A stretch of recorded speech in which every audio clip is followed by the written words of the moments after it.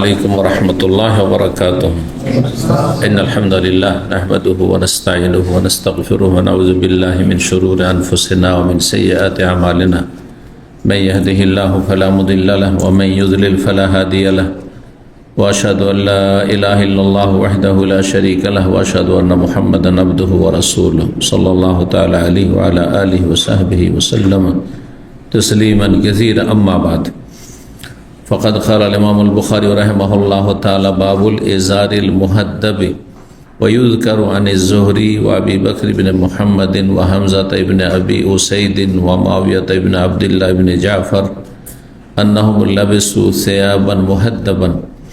قال حدثنا أبو اليمان قال أخبرنا شعيب عن الزهري قال أخبرني عروة بن الزبير أن عائشة رضي الله عنها زوج النبي صلى الله عليه وسلم قالت: جاءت امرأة رفاعة القرظي رسول الله صلى الله عليه وسلم وأنا جالسة وعنده أبو بكر فقالت: يا رسول الله إني كنت تحت رفاعة فطلقني فبت طلاقي فتزوجت بعده عبد الرحمن بن الزبير। الحديث। সম্মানিত ভাতৃমণ্ডলী, আল্লাহ রাব্বুল আলামিনের প্রশংসা এবং প্রিয় নবী সাল্লাল্লাহু আলাইহি সাল্লামের উপর সালাত ও সালামের পর আজ সোমবার 19 জমাদাল উলা 1447 মোতাবেক 10 নভেম্বর 2025 আমাদের ধারাবাহিক আলোচনা সহিহুল বুখারীর পোশাক পর্ব নম্বর 2। আমরা গত জুমায় এই পোশাকের পর্ব শুরু করেছি, পর্ব নম্বর 2। ইমাম বুখারী রাহিমাহুল্লাহর এই পর্বের অধ্যায় নম্বর 6। এতে পোশাক সম্পর্কে যেসব হাদিসগুলি এসেছে রাসূলুল্লাহ সাল্লাল্লাহু আলাইহি ওয়াসাল্লাম থেকে, সেসব হাদিসগুলির যেগুলি ইমাম বুখারী রাহিমাহুল্লাহর শর্ত মোতাবেক সেগুলিকে নিয়ে এসেছেন। সব পোশাক সম্পর্কীয় হাদিস নিয়ে আসেন ইমাম বুখারী রাহিমাহুল্লাহ। যে কোনো কিতাবে সবগুলি হাদিস নেই, বরং যে হাদিসগুলি তিনি তার শর্ত মাফিক পেয়েছেন বা মনে করেছেন নিয়ে এসেছেন। তো এখানে 6 নম্বর অধ্যায়ে যে বিষয়বস্তু রয়েছে তা হচ্ছে বাবুল ইজারিল মুহাদ্দাব। এই অধ্যায় হচ্ছে এমন লুঙ্গি ব্যবহার করা যা ঝালর বিশিষ্ট। ঝালর শব্দটিকে বুঝেন? ঝালর বুঝেন কি? কাপড়ের সাইডে যে সুতা বেরিয়ে থাকে, আঞ্চলিক ভাষা থাকতে পারে। যেমন আঞ্চলিক ভাষা আমাদের চাঁপাইনবাবগঞ্জ, রাজশাহী আর বাংলাদেশের মধ্যে আর ভারতের মধ্যে মালদহ, ওগুলোকে ফুফি বলে, যেগুলোতে সুতা বেরিয়ে থাকে। এ ধরেন এটা কিনারা আছে, এটা 2 রকম, কিন্তু এটাতে পাড়কে সেলাই করা আছে, তাই না? আর কিছু পাড়ে আছে সুতা বেরিয়ে আছে, মানে একদিকে সুতা আছে আর একদিকে সুতা নেই। কাপড় কখন তৈরি হয়?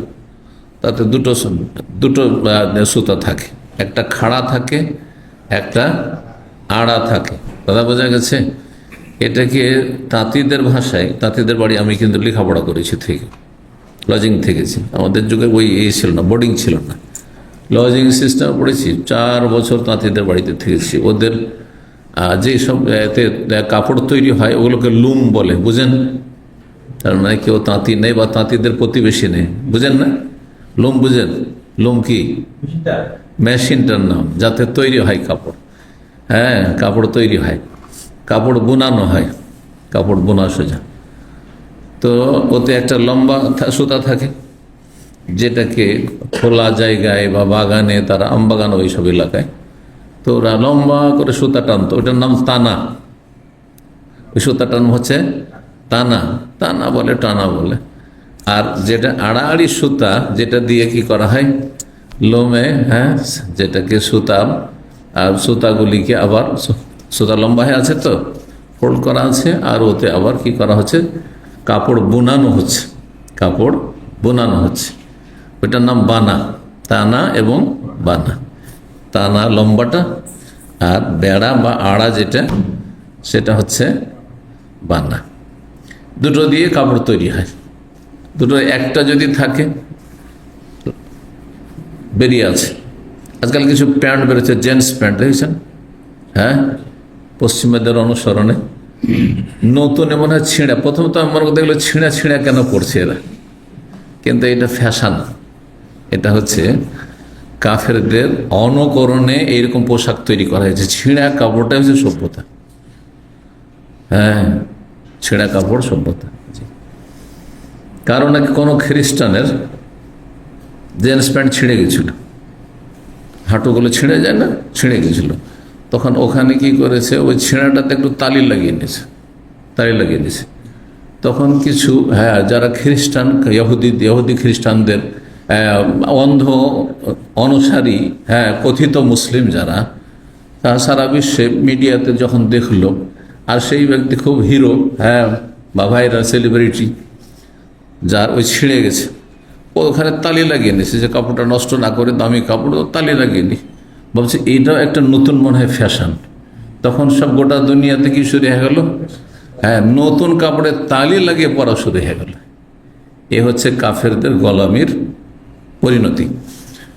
ওরা যেটা করে সেটাই ভালো লাগে, বুঝতে পারছেন? সাধারণত কোনটা ভালো লাগে? যেটা সেলাই করা আছে বা পাড় আছে। লুঙ্গিতে আপনাদের কি আছে? পাড় আছে বা পাড় আছে। কিন্তু প্যান্টে সেলাই করা, ফোল্ড করা থাকবে। প্যান্ট হোক, পায়জামা হোক, নিচে কি করা আছে? মোড়ানো আছে, সেলাই করা আছে। কিন্তু এটাতে থাকছে সুতা বেরিয়ে থাকছে। দেখেছেন না? দেখেননি কেউ? হাফ করা থাকছে, রান খোলা, আর ওখানে আবার সুতা বেরিয়ে আছে ছিঁড়ে, যেমন ছিঁড়ে গেছে হয়তো, এদিকে কেটে ফেলে দিয়েছে। এইভাবেই কিন্তু কাফেরদের গোলামিটা ধীরে ধীরে, যারা দিন বুঝে না, দিন ইসলাম পালন করে না, তারা এইভাবে সব কিছুতেই গোলামি করে। কাফেরদের সবটাই ভালো লাগে, নোংরামিটাই ভালো লাগে।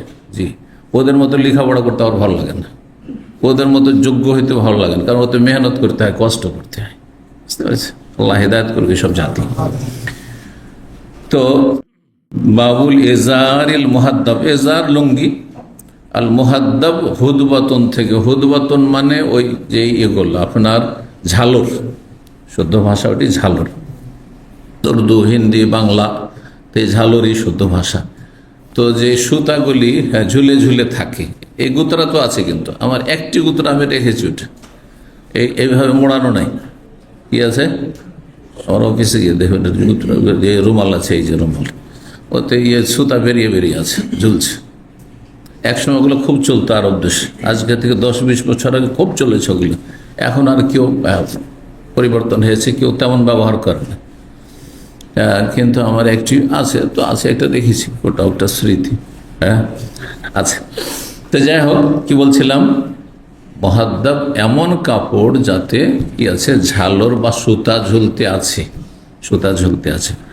যদি লুঙ্গি কেউ পরে বা পায়জামা পরে আর ওইভাবে সেলাই করে মুড়িয়ে না রাখে, আর তাতে আপনার সুতা ঝুলতে আছে, তাও জায়েজ আছে।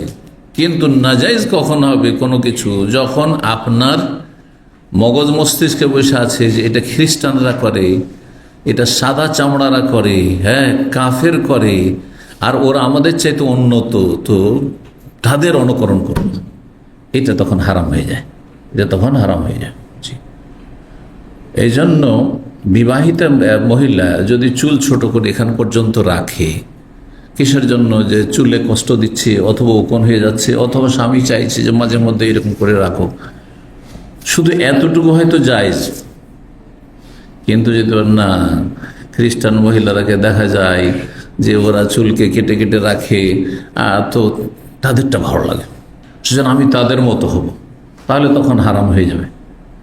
কারণ রাসূলুল্লাহ মানতে সাব্বাহ বিকওমিন ফাহুয়া মিনহুম, কোনো মুসলিম যদি কোনো বিজাতি কাফেরদের বেশভূষা গ্রহণ করে, সদৃশ্যতা অবলম্বন করে, তো তাদের দলভুক্ত হবে, তাদের সাথে তাদের হাসর হবে।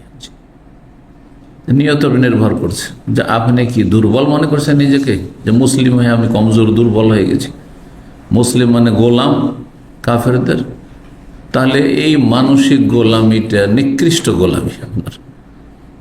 তাহলে আপনার জীবনটা হচ্ছে আপনার ওই বিজাতিদের অনুসরণের জীবন, আপনি স্বাধীন হননি। যতই বলেন যে স্বাধীন দেশে বাস করছে, এগুলো শুধু মিছা কথা, এসবের বাস্তবতা কিছু নেই। পশ্চিমাদের আইন দিয়ে বিচার হচ্ছে, আর সেটাকে আপনি মেনে নিয়েছেন সাদরে, তাহলে এটা হচ্ছে গোলামি। গোলাম, এই গোলামকে ছুঁড়ে ফেলতে হবে, তাগুতকে অস্বীকার করতে হবে। এগুলো তাগুত, মানুষের তৈরি বিধান। মানুষ যখন কোনো ক্ষেত্রে গোলামি শুরু করে, তো এক একটা করে নিজেকে মনে করে যে আমি দুর্বল, হ্যাঁ আমরা কমজোর, আর ওরা হচ্ছে সিনিয়র, আমি জুনিয়র। না, একজন মুসলিম কখনো জুনিয়র না, কখনো ছোট না। তার রবের সাথে সম্পর্ক আছে, তার আল্লাহর দিনের সাথে সম্পর্ক আছে, তার রহমতুল্লিল বিশ্বজানের রহমত রসুল্লাহ সাল্লাল্লাহু আলাইহি সাল্লামের সাথে সম্পর্ক আছে, সেখানে কমজোর হবে। জি, এই মনোমানসিকতা রাখতে হবে। জি, তাহলে আল্লাহ বিজয় দান করবে। তো ঝালর বিশিষ্ট লুঙ্গি পরা বা পায়জামা পরা অথবা প্যান্ট পরা জায়েজ রয়েছে, কিন্তু কাফেরদের গোলামি নিয়ত না থাকে। ওই রকম যদি কোনো সমাজে চলে আর ব্যবহার করছেন, অসুবিধা নেই। মহিলাদের মেলা কাপড় আমাদের দেশে এরকম ঝালর বিশিষ্ট, কোনো অসুবিধা নেই। ওয়াইল কোরআন জোহরি বর্ণনা করা হয়েছে ইমাম জোহরি থেকে। এরা কয়েকজন তাবেই প্রখ্যাত ইমাম ছিলেন, বড় ইমাম জোহরি রাহমাহুল্লাহ, মুহাম্মদ ইবনে শিহাব আজ-জোহরি, মদিনার ইমাম ছিলেন তিনি। আবু বকর ইবনে মুহাম্মদ ইবনে হাজম ও হামজা ইবনে আবি ওসাইদ এবং মোহাম্মদ ইবনে আবদুল্লাহ ইবনে জাফর, এরা সকলেই কি করেছেন, আন্নাহুল্লাহ বেসু সিয়াবান মুহাদ্দাবান, এরা ঝালর বিশিষ্ট কাপড় পরেছেন, লুঙ্গি পরেছেন, যাতে সুতা ঝুলতে আছে নিচের দিকে, এরকম কাপড় পরেছেন। অথবা চাদর পরছেন, যাতে চাদরে একদিকে আপনার সুতা ঝুলতে আছে, যেমন রুমাল পরেছেন এটি। জি, সুতরাং এটি জায়েজ। 5792 নম্বর হাদিস বর্ণনা করেছেন উরা ইবনে জুবাইর, প্রখ্যাত তাবী সাহাবীর ছেলে, এবং জুবাইর রাদিয়াল্লাহু তাআলা আনহুর স্ত্রী ছিলেন আসমা বিনত আবু বকর সিদ্দিক রাদিয়াল্লাহু তাআলা আনহুর বড় মেয়ে আসমা রাদিয়াল্লাহু তাআলা আনহা তার ছেলে। তো আর তার খালা হচ্ছেন মা আয়েশা রাদিয়াল্লাহু তাআলা আনহা। তো খালা থেকে বর্ণনা করছে, আন্না আয়েশা রাদিয়াল্লাহু আনহা যাওজান নবী সাল্লাল্লাহু আলাইহি ওয়াসাল্লাম কালাত, নবী সাল্লাল্লাহু আলাইহি ওয়াসাল্লামের সহধর্মিণী মা আয়েশা রাদিয়াল্লাহু তাআলা আনহা বলেন, কি বলেন, একটি ঘটনা কি ছিল বলছে, জাহাত ইমরাতু রিফাত আল কোরাজি, বানু কোরাইজা বংশের রেফা নামক ব্যক্তির স্ত্রী একবার আসলো কার কাছে, রাসূলুল্লাহ সাল্লাল্লাহু আলাইহি ওয়াসাল্লামের কাছে। রেফা কোরাজি নামক এক ব্যক্তি, যেই ব্যক্তির স্ত্রী আসলো রাসূলুল্লাহ সাল্লাল্লাহু আলাইহি ওয়াসাল্লামের কাছে এক সময়, বলছেন মা আয়েশা ওয়ানা জালিসাতুন, সেই সময় আমি বসেছিলাম, নবী সাল্লাল্লাহু আলাইহি ওয়াসাল্লাম আছেন বাড়িতে, আর বাড়িতে এই মহিলা আসলো। ওয়াইন্দাহু আবু বকর, নবী সাল্লাল্লাহু আলাইহি ওয়াসাল্লামের কাছে আবু বকর সিদ্দিক রাদিয়াল্লাহু তাআলা শ্বশুর সাহেবও ছিলেন, শ্বশুর জামাই আছেন, আর নবী সাল্লাল্লাহু আলাইহি ওয়াসাল্লাম সহধর্মিণী আবু বকর সিদ্দিক রাদিয়াল্লাহু তাআলা আনহুর মেয়ে মা আয়েশা রাদিয়াল্লাহু তাআলা আনহা আছেন। ফাকালাত, সেই মহিলা এসে বলল, ইয়া রাসূলুল্লাহ, হে আল্লাহর রাসূল, রেফার স্ত্রী এসে বলে, হে আল্লাহর রাসূল, ইন্নী কুনতু তাহতা রেফা, আমি রেফার অধীনে ছিলাম, মানে তার স্ত্রী ছিলাম, ফাতাল্লাকানি, সে আমাকে তালাক দিয়েছে, ফাবাত্তা তালাকি, সে আমাকে অকাট্য তালাক দিয়েছে, তার মানে 3 তালাক হয়ে গেছে। তালাক আলবাত্তা বা শক্ত তালাক, অকাট্য তালাক মানে যে তালাকের পর আর ফিরে নেওয়ার কোনো চান্স নেই, সেটি হচ্ছে 3 তালাক। 3 তালাক। আর 1 তালাক দিয়ে যদি ইদ্যত পার হয়ে যায় সেটি অকাট্য, কিন্তু সেটা একবারে এমন অকাট্য নাই যে ফিরিয়ে নেওয়ার কোনো চান্স নাই, বরং নতুন বিয়ে করে ফিরাতে পারবে। এইরকমই 2য় তালাক হয়েছে, তারপরে ইদ্যত পার হয়ে গেছে, যদিও স্বামী স্ত্রীর সম্পর্ক নাই, কিন্তু নতুনভাবে সরাসরি বিয়ে করতে পারবে।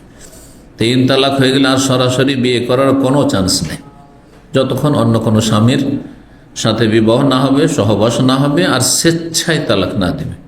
চুক্তি ইশারা ইঙ্গিতে বিয়ে, হিল্লার বিয়ে, এটি জেনা ব্যভিচার। যারা হিল্লার বিয়ে করায় তারা জেনা ব্যভিচারে লিপ্ত, নোংরামিতে লিপ্ত। ওই শিয়াদের মোতার বিবাহ যেমন জেনা ব্যভিচার, ঠিক তেমনি হিল্লার বিয়ে, হালালার বিয়ে হচ্ছে জেনা ব্যভিচার। এটি শিয়াদের নোংরামিদের মতো। শিয়ারা বড় বেদাতি, আর এরাও বড় বেদাতি, যারা জেনাকে ধর্মীয় রূপ দিয়েছে। আউযু বিল্লাহি মিনাশ শাইতানির রাজিম। তো আমার একটি আলোচনায় আছে অনেক আগে, অভিশপ্ত হালালা। জি, হালালা হারাম কবিরা গুনাহ জিনা ব্যভিচার। লানত রয়েছে যে করবে, যে করাবে তারপর, যারা এই ব্যবস্থা করবে, যে বিয়ে করলো এই ঠিকার বিয়ে কন্ট্রাক্টের, আর যে তোমার বউটাকে হালাল করে দিচ্ছে, আর কি করলো যার জন্য বিয়ে করলো, মানে যার কাছে ফিরে যেতে চায় সে মহিলা, আগের সময় দুইজনের লানত রয়েছে। এবং এতে যারাই সহযোগিতা করবে দুই পরিবারের, তাদের সবার উপর আল্লাহ লানত রয়েছে, আল্লাহ রহমত থেকে বঞ্চিত, কাবিরা গুনাহ। অকাট্য তালাক দিয়েছে। আব্দুর রহমান ইবনে জাবির, এই আব্দুর রহমান জাবির, এই জুবাইর নয়, অনেকে জুবাইর পড়ে, অনেক আলেমরা এখানে ভুল পড়ে। অধিকাংশ নামগুলি জুবাইর আছে এভাবে লেখা থাকলে, যদি হরকত না থাকে। কিন্তু এই ব্যক্তি যাকে বিয়ে করেছিল এই মহিলা, যখন তার আগের স্বামী রেফা তালাক দিয়ে দিল, তখন আর সে তার অকাট্য তালাক হয়ে গেল, তখন সে বিয়ে বসলো আব্দুর রহমান ইবনে জাবিরের সাথে। তারপরে তার সাথে যখন সংসার করা শুরু করলো, দেখলো যে তার পুরুষত্ব নেই, তার পুরুষত্ব নেই।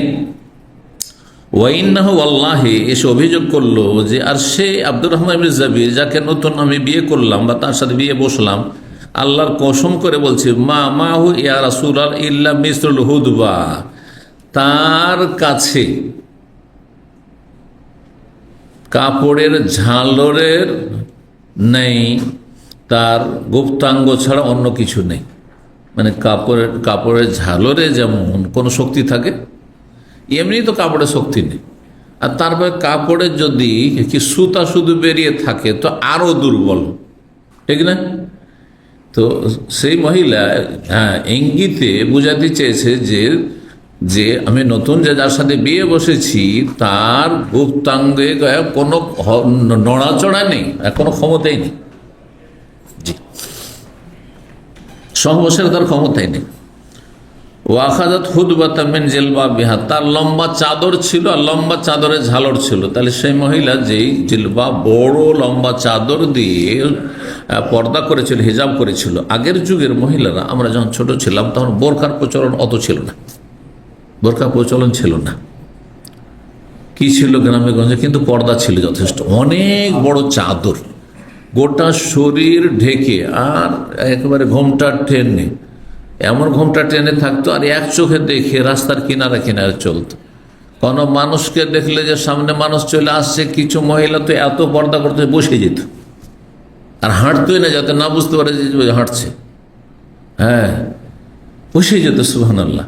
আর নাহলে কেনারা কেনারা একবারে চলতো, একদিকে কাত হয়ে চলতো, যা দেখা না যায়। কিন্তু বোরখা পরতো না। আজকালকার যারা বোরখা পরছে মহিলারা কিন্তু টাইট বোরখা, তারপরে এমব্রয়ডারি নকশাওয়ালা বোরখা, তার চেয়ে তো অনেক ভালো পর্দা ছিল। কারণ এই বোরখাতে পর্দা হয় না। যেই বোরখাতে শরীরের কোনখানে কতটা উঁচা নিচা আছে বোঝা যায়, সেই বোরখা হেজাব নয়, পর্দা নয়, সেটা হচ্ছে বেহায়াপনা। সেটি একটি পোশাকের মতো, যেমন সালোয়ার কামিজ পোশাক, ম্যাক্সি পোশাক, শাড়ি পোশাক, ওই রকমই এই বোরখাও একটা পোশাক, ধরনের পোশাক। এটি হেজাব নয়, পর্দার ব্যবস্থা নয়, এর দ্বারা পর্দা হয় না। যেই বোরখার উপর রঙিন এমব্রয়ডারি করা থাকে, নকশা করা থাকে, আর তাতে আকর্ষণ, ধরেন কালো বোরখা আর তার উপরে হলুদ অথবা আর কোনো রঙের কালো ছাড়া এমব্রয়ডারি করা আছে, তার মানে তাতে আকর্ষণ আছে, জিনতের জন্য পড়েছে, সাজগোজের জন্য পড়েছে, সেটা পর্দা করার জন্য পড়েছে সেই মহিলা।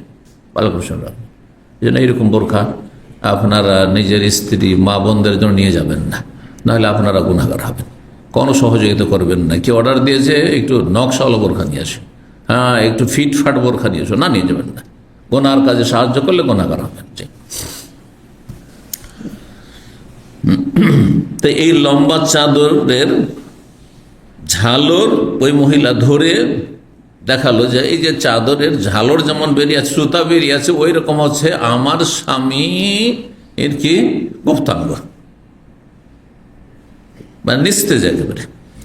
ফাসামিয়া খালিদ বিন সাইদ রাদিয়াল্লাহু তাআলা এই কথাটি, কওলাহা, এই মহিলা যে এই ভাষাতে বলছে, এইভাবে তিনি শুনে ফেলেছেন, ওহাবিল ভাবে দরজার বাইরে থেকে। কথাগুলি বাড়ির ভিতরে, মহিলা বাড়িতে জিজ্ঞেস করতেছে মা আয়েশা রাদিয়াল্লাহু তাআলা আনহার পক্ষে, নবী সাল্লাল্লাহু আলাইহি ওয়াসাল্লাম বাড়িতে আছেন। মহিলারা মাসাল্লাহ জিজ্ঞাসা যেন বাড়িতে আসতে পারে, বাড়িতে আসতে পারে, কোনো অসুবিধা নেই। ফিতনা আশঙ্কা না থাকলে সেখানে অন্য মহিলারা আছে বা আরো কেউ আছে। দরজার বাইরে ছিল এই খালিদ বিন সাইদ সাহাবী, তিনি শুনেছেন লাম ইউজাল্লাহ, তাকে তখন পর্যন্ত আসার অনুমতি দেওয়া হয়নি, সাক্ষাতের অনুমতি দেওয়া হয়নি, বাইরে দাঁড়িয়েছিল সেই লোকটি সাহাবী। কালাত, বর্ণনাকারী বলছেন মা আয়েশা রাদিয়াল্লাহু তাআলা, ফাকালা খালিদ, খালিদ ওই যে শুনতে পেয়েছে মহিলার কথা, এই বেহায়াপনা কথা, এই ধরনের কথা বলছে রাসূলুল্লাহ সাল্লাল্লাহু আলাইহি ওয়াসাল্লাম সামনে, তখন তিনি খালিদ সম্বোধন করছেন আবু বকর সিদ্দিক রাদিয়াল্লাহু তাআলা আনহুকে, ইয়া আবু বকর, হে আবু বকর, আলা তানহাযিহি, এই মহিলাকে নিষেধ করতে পারো না?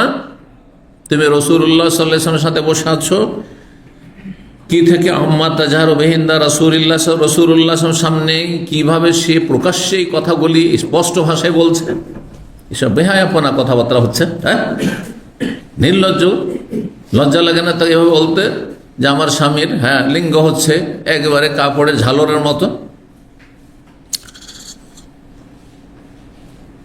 এ কথা বলে বাইরে থেকে আবু বকরকে বলছেন যে এটা তোমার ঠিক হচ্ছে, তুমি চুপচাপ বসে আছো আর এই মহিলা বলতে আছে নবী সাল্লাল্লাহু আলাইহি ওয়াসাল্লামের সামনে বেয়াদবি কথাবার্তা। ফাকালাহা রাসূলুল্লাহ, না ফালা ওয়াল্লাহি, মা আয়েশা রাদিয়াল্লাহু বর্ণনা করছেন যে আল্লাহর কসম করেছে, মা ইয়াজিদু রাসূলুল্লাহ সাল্লাল্লাহু আলাইহি ওয়াসাল্লাম আলা আত-তাবাসসুম। এই কথা শুনে খালিদ বিন সাইদ বাইরে থেকে এই কথা বলছে আবু বকরকে, এই কথা শুনে রাসূলুল্লাহ সাল্লাল্লাহু আলাইহি ওয়াসাল্লাম মুচকি হাসি দেওয়া ছাড়া কাউকে কোনো কথা বলেননি, না আবু বকরকে বললেন কিছু, না বাইরে থেকে খালেদ বলছে তার কথার কে তিনি কোনো জবাব দিলেন, মানে হেসে দিয়েছেন রাসূলুল্লাহ সাল্লাল্লাহু আলাইহি ওয়াসাল্লাম। এরকম কথা মানুষের একটা হাসি আসবে,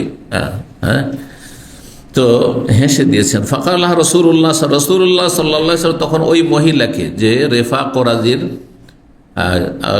স্ত্রী ছিল আর পরে আব্দুর রহমান জাবিরকে বিয়ে করেছিল, তাকে বললেন, মাসলা জিজ্ঞেস করতে এসছে, লাআল্লাকি তুরিদিন আন তারজিলা রেফা, মনে হচ্ছে যে তুমি তোমার আগের স্বামী রেফার কাছে ফিরে যেতে চাচ্ছ।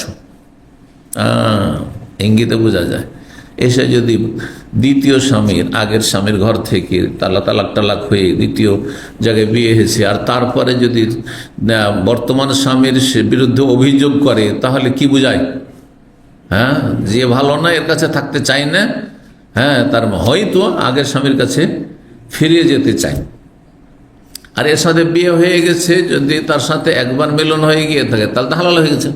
এমন তালাক নিয়ে, খোলা নিয়ে গিয়ে আগের স্বামী বিয়ে করতে পারে, কিন্তু কন্ট্যাক্ট চলবে না, ইশারা ইঙ্গিত চলবে না যে তুমি একটু হালাল করে দিও, বা আচ্ছা ঠিক আছে তুমি হয়তো কিছু বলছো না, কিন্তু তোমার একটু উপকার করে দিলাম, আমি তোমার স্ত্রীটাকে হালাল করে দিলাম। এইরকম যদি কোনো কিছু থাকে, ইশারা ইঙ্গিত স্পষ্ট অস্পষ্ট থাকে, তাহলে তো হারাম এটি, তাহলে তখন লানতের কাজ।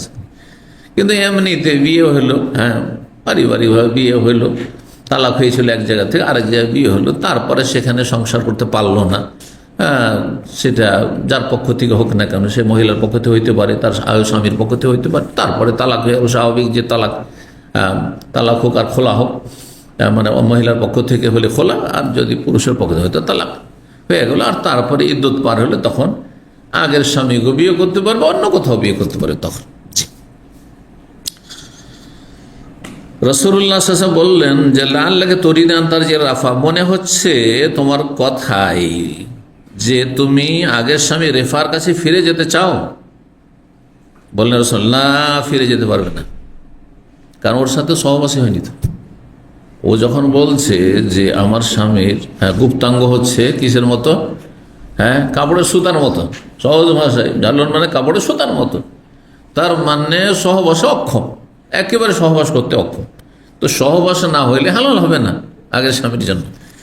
না ফিরে যেতে, হাত্তা ইয়াজুকা ওয়াসাইলাতাকে ওয়া তাজুকি ওয়াসাইলা, যতক্ষণ পর্যন্ত তোমার মধুর স্বাদ এই স্বামী, নতুন স্বামী না গ্রহণ করবে আর তুমি তার মধুর স্বাদ গ্রহণ না করবে, তাহলে স্বামী স্ত্রীর মিলনকে কি বলা হয়েছে?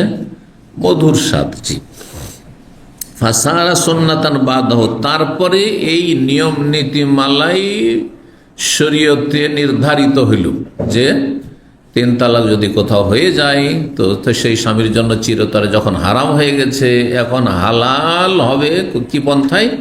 কোথাও বিয়ে হলো স্বেচ্ছায়, আর তারপরে তার সাথে সহবাস কমপক্ষে একবার হলো, আর তারপরে যদি তালাক হয়, তালাক হওয়ার পরে ইদ্যত রয়েছে, ইদ্যত পার হবে, তারপরে আগের স্বামীর সাথে বিয়ে বসতে পারবে, যেমন অন্য কোথাও বিয়ে করতে পারবে। ওই স্বামীর কিন্তু কোনো দাবি থাকে না।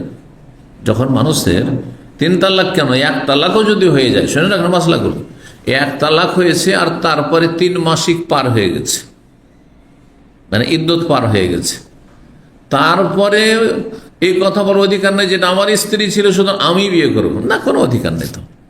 যেমন তুমি তোমার অন্য পুরুষরা, অন্য পুরুষ যেমন পয়গাম দিতে পারে, তুমি পয়গাম দিতে পারো।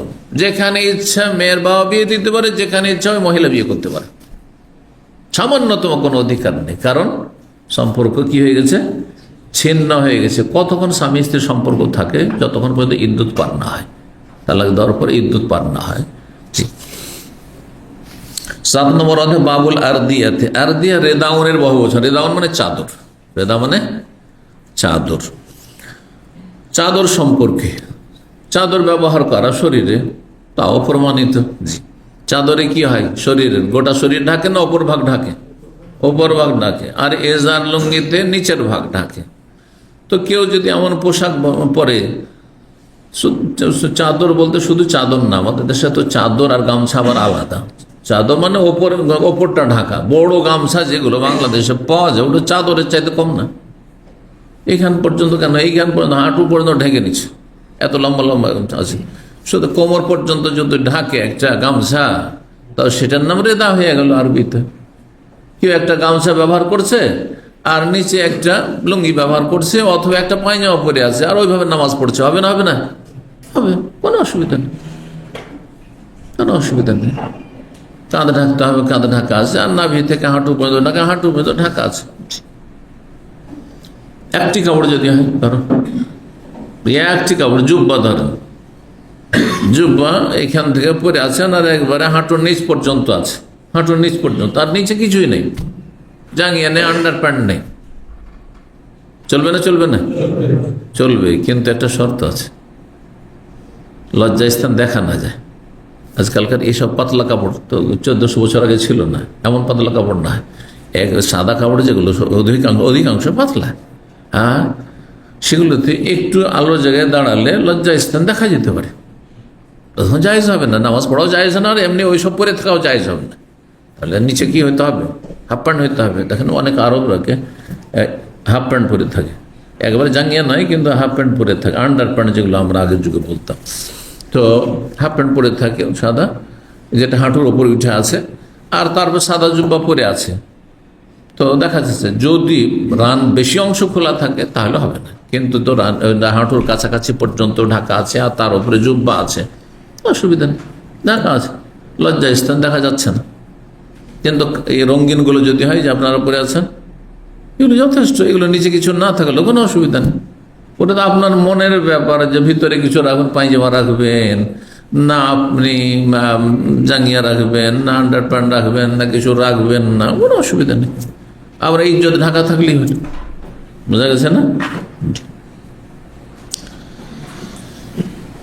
ওয়াকাল আনাস, আনাস রাদিয়াল্লাহু তাআলা আনহু বলেন, জাওয়াজা আরাবিয়ুন রিদা আন-নবী সাল্লাল্লাহু আলাইহি ওয়াসাল্লাম, জনৈক বেদুইন নবী সাল্লাল্লাহু আলাইহি ওয়াসাল্লামের চাদর ধরে টান দিয়েছিল।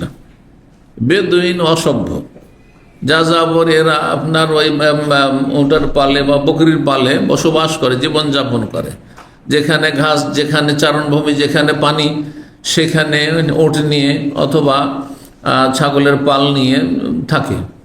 এরা কোনো সভ্যতার ছোঁয়ায় আসেনি, যার ফলে আদব কায়দা থেকে অনেক দূরে, তাদের শিক্ষা নেই, হ্যাঁ, বা কোনো সভ্যতা নেই।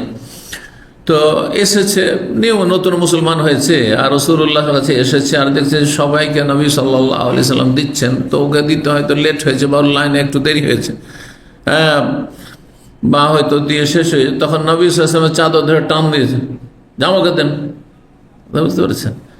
আর নতুন মুসলমান সবাই যে অন্তর থেকে হয় তা হয় না, অনেকে অন্তর থেকে হয়নি, অনেকে দুনিয়ার বিভিন্ন গরজে ইসলাম গ্রহণ করে, কেউ বিয়ে করার জন্য করেছে, কেউ তাকে কেউ কিছু টাকা পয়সার প্রলোভন দিয়েছে হয়তো, কথা বুঝতে পারেন, কেউ একটু স্বার্থে, চাকরির স্বার্থে, যে ভালো বেনিফিট পাবো সেই জন্য, কিন্তু তার জীবনের কিছুই বদলেনি। না 5 ওয়াক্ত নামাজ পড়ছে, না ইসলাম শিখলো, কিছুই না, কিছুই না। তাহলে ইসলামের কোনো মূল্য নেই, এই ইসলামের কোনো মূল্য নেই, সামান্যতম কোনো মূল্য নেই। যেমন যে 1 ওয়াক্ত নামাজ পড়ে না আর জন্মসূত্রের মুসলিম, তার ইসলামের কোনো মূল্য নেই, ইসলাম থেকে খারিজ, ইসলামের বাইরে এরা। জি, আল্লাহ হেফাজত করুন। এই জন্য মনে রাখবেন যে আল্লাহর নিয়ামত জন্মসূত্রে পেয়েছেন, যে পেয়েছেন আর পেয়েছি। 14 বছর পর্যন্ত আপনি বাই চান্সে মুসলিম হয়ে আছেন, মানে চান্স পেয়ে গেছেন, বেটার চান্স, যে আপনার বাপও মুসলিম, মাও মুসলিম, মুসলিম পরিবারে জন্ম, সেই জন্য আপনি বাই চান্সে কি হয়ে গেছেন, মুসলিম। কিন্তু যখনই সাবালক হবেন, সাবালক হওয়ার কোন লক্ষণ যদি না পাওয়া যায় তো 15 বছর, তার আগে লক্ষণ চলে আসে। বেশ কিছু লক্ষণ আছে, সেটা 12-13 বছরে চলে আসে পুরুষদের। যখনই 15 বছরে ঢুকে গেলেন, তখন এখন বাই চয়েস মুসলিম হইতে হবে, চয়েসের মাধ্যমে মুসলিম হইতে হবে। হয় ইসলামের পথে থাকো, আর না হলে অন্য পথ নাও। কি করবে করো, যে ইসলামে থাকতে চাই, বলছে ইসলামে থাকলে 5 ওয়াক্ত নামাজ পড়ো। 5 ওয়াক্ত নামাজ পড়লে মুসলিম থাকলে, আর 5 ওয়াক্ত নামাজ ছেড়ে দিলে আর মুসলিম থাকলে, তুমি আর ইহুদি, নাসারা, খ্রিস্টান, হিন্দুদের কোনো পার্থক্য নেই। জি, ভালো করে শুনে রাখেন। এখন বাই চান্স চলবে না, আর চান্স, এই চান্স কোনো কাজে আসবে না। এখন বাই চয়েস মুসলিম হইতে হবে। যেমন একজন অমুসলিম যদি মুসলিম হতে চায়, তাহলে তাকে কি বলবো, কালেমা পড়ে ইসলামে ঢুকো। তেমনই একজন ছেলে যখনই 14-15 পা দিচ্ছে, সাবালক হচ্ছে, তখন তাকে বলে এখন নামাজ পড়ার মাধ্যমে তোমার ইসলামটাকে টিকাও, না হলে আর টিকবে না, নষ্ট হয়ে যাবে। সহজ ভাষায় বুঝেন, যদি মুসলিম হয়ে বাঁচতে চান, মুসলিম হয়ে মরতে চান, মুসলিম হয়ে হাসর মাঠে হাজির হতে চান, মুসলিম হয়ে আল্লাহর সামনে দাঁড়াতে চান, আর জান্নাতের যদি কখনো আশা আকাঙ্ক্ষা থাকে, জান্নাত যেতে চান, তাহলে 5 ওয়াক্ত নামাজ পড়েন। 70 রাকাত 5 ওয়াক্ত নামাজ পড়তে হবে, এই ফরজ আদায় করতে হবে। তারপরে সুন্নত পড়লে ভালো আপনার জন্য, কিন্তু 17তে কোনো কমতি চলবে না। জুমা পড়ে মুসলমান থাকা যায় না, ঈদ পড়ে কখনো মুসলিম থাকা যায় না। আল্লাহ আজকাল অধিকাংশ মুসলিমরা আল্লাহর কাছে মুসলিম নয়, আমাদের কাছে মুসলিম, হয়তো আমরা মনে করছি এরা মুসলিম, মুসলিম সমাজে বসবাস করে, নামগুলো মুসলিম, কিন্তু আল্লাহর কাছে এরা মুসলিম নয়। জি, আল্লাহ বুঝার তৌফিক দান করেন। 5793 নম্বর হাদিস বর্ণনা করছেন ইমাম জোহরি রাহমাহুল্লাহ, বলছেন আখবরনি আলী ইবনে হুসাইন, আমাকে জানিয়েছেন হাদিস আলী ইবনে হুসাইন, যার উপাধি লাকাব ছিল জৈনুল আবেদিন, যিনি হুসাইন বিন আলী রাদিয়াল্লাহু তাআলা আনহু ছিলেন। যান হুসাইন রাদিয়াল্লাহু তাআলা আনহু কারবালার ময়দানে শহীদ হন, মজলুম হয়ে, নির্যাতিত হয়ে, অসহায়। ইরাকের লোকেরা ডেকে তারাই গাদ্দারি করেছিল, আর জালেম শাম দেশের জালেমরা এই গাদ্দারদের সাথে মিশে গিয়ে মেরেছিল। তো এই হুসাইন রাদিয়াল্লাহু তাআলা আনহু যখন শহীদ হন, তখন এটি ছোট বাচ্চা ছিল। এই আলী ইবনে হুসাইন জৈনুল আবেদিন ছোট্ট শিশু, তিনি বেঁচে গেছিলেন, যার ফলে তিনি একেবারে যখন শিশু, তখন তার আব্বা নির্মমভাবে শাহাদাত বরণ করেছেন, যার ফলে তিনি দুনিয়ার কোনো আর আগ্রহ রাখতেন না। এত বেশি ইবাদতবন্দি করতেন, এত বেশি ইবাদতবন্দি করতেন, সব সময় ইবাদতবন্দিতে মশগুল থাকতেন, যার ফলে সেই যুগের তাবেইনরা তাকে উপাধি দিয়েছিলেন, লাকাব, টাইটেল দিয়েছিলেন তারা জৈনুল আবেদিন। জৈনুল আবেদিন নামটি অত্যন্ত সুন্দর, কিন্তু আমাদের দেশের অধিকাংশ জয়নাল আবদিন, জৈনুল আবেদিন তার বলেন না, নাম কি করে দেয়, বিকৃত করে জয়নাল আবদিন। আর জয়নাল, আমাদের দেশের অধিকাংশ জয়নাল আবদিনগুলি জয়নাল আবদিন নয়, শাইনুল আবেদিন। তাহলে শোন, আরবিতে জৈনুল আবেদিন, জৈন মানে হচ্ছে জিনত, সাজ, আর আবেদিন এবাদতকারী, এবাদতকারীদের সাজ, মানে অলংকার, এবাদতকারীদের, এবাদত গুজার যারা আল্লাহর এবাদতকারী, তাদের অলংকার তিনি। আর শাইনুল আবেদিন মানে এবাদতকারীদের আইব, দোষ। এর নাম শোভা পায় না বেনামাজির জন্য জৈনুল আবেদিন, যে ইবাদতে অগ্রগামী হবে তার জন্য এই উপাধি শোভা পায়। আল্লাহ বুঝার তৌফিক দান করেন। আমাদের বহু আব্দুল্লাহ আছে, আব্দুর রহমান আছে, আব্দুল খালেক আছে, আব্দুল মান্নান আছে, কিন্তু আল্লাহর বান্দা নয় তারা, যেহেতু বেনামাজি তারা, আল্লাহর আদেশ নিষেধ মেনে চলে না, কাবিরা গুনাহে ডুবে আছে, হারাম খেতে আছে, হারাম জীবনযাপন করতে আছে, আল্লাহর বান্দা নয় তারা। আল্লাহ হিদায়াত দান করো জাতিকে। তো আলী ইবনে হুসাইন জাইনুল আবেদিন তিনি বর্ণনা করছেন যে আন্না হুসাইন ইবনে আলী আখবরাহু, তার পিতা হুসাইন বিন আলী জানিয়েছেন, আন্না আলী রাদিয়াল্লাহু তাআলা আনহু বলেন, ফাদাআন নবী সাল্লাল্লাহু আলাইহি ওয়াসাল্লাম, একটি লম্বা হাদিস একটা অংশ, নবী সাল্লাল্লাহু আলাইহি ওয়াসাল্লাম নিয়ে ডাকলেন তার চাদর চাইলেন। তাহলে কারো কাছে কোনো লেবাস পোশাক চাইতে পারেন, স্ত্রীর কাছে, ছেলে মেয়ের কাছে, কোনো ছেলেকে মেয়েকে বলছেন যে আমার অমুক কাপড়টা নিয়ে আসো। তো নবী সাল্লাল্লাহু আলাইহি ওয়াসাল্লাম তার চাদর চাইলেন, ফারতাদা বিহা, চাদরটি পরিধান করলেন, ইরতাদা বিহা মানে চাদরটি পরিধান করলেন, গায়ে জড়ালেন, সুম্মান তালাকা ইয়ামশি, তারপরে চলতে লাগলেন, কোথাও যাচ্ছে না, ওয়াত্তাবাতুহু, তার সাথ ধরলাম আমি, কে বলছেন? আলী রাদিয়াল্লাহু বলছেন। আর কে? যায়েদ ইবনে হারেসা, যে নবী সাল্লাল্লাহু আলাইহি ওয়াসাল্লামের পালক পুত্র, ইসলামের পূর্বে পালক পুত্র নিয়েছেন নবী সাল্লাল্লাহু আলাইহি ওয়াসাল্লাম। পালক পুত্রের বিধান রহিত করে দেওয়া হয়েছে। এমনি কারো ছেলে মেয়ে নেই, নিঃসন্তান বা নিতে চায়, তো সে এমনি নিতে পারে, কিন্তু নিজের নামের সাথে সম্পৃক্ত করতে পারে, তার বাপের পরিচয় দিতে হবে।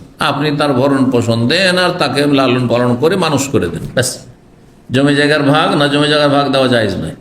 জমি জমা আপনার ওরসজাত সন্তান পাবে, আপনার ওরসজাত সন্তান নেই তো পালক পুত্র পাবে না, আপনার ভাইরা পাবে।